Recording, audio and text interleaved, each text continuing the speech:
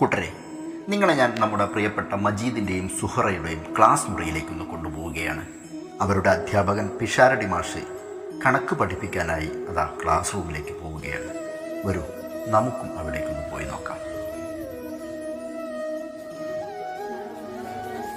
നമസ്തേ നമസ്തേ, എല്ലാവരും ഇരിക്കി.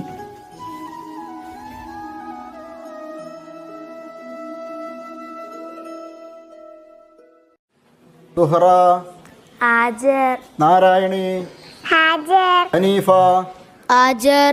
അബ്ദുൽ റഷീദ്, ഹാജർ. അബൂബക്കർ, ഹാജർ. മണ്ടശിരോമണി, ഹാജർ. നമുക്കിന്ന് ലേശം കണക്ക് പഠിച്ചാലോ?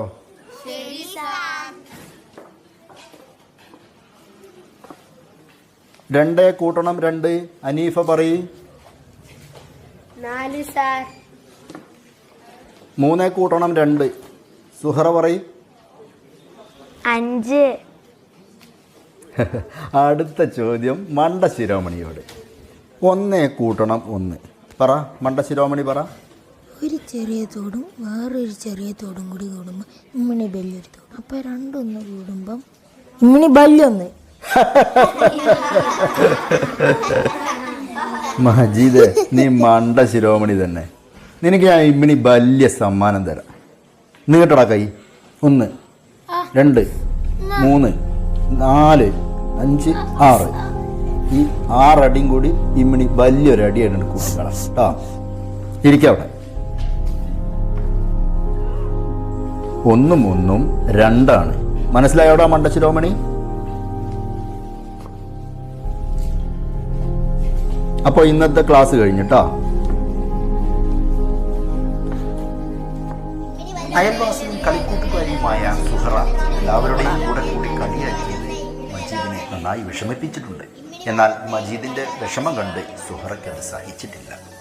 അവൾ അവനടുത്ത് പോയി ആശ്വസിപ്പിച്ച് വീട്ടിലേക്ക് കൊണ്ടുപോവുകയാണ്. സാറില്ലട്ടോ, ഒക്കെ നമുക്ക് ശരിയാക്കാം.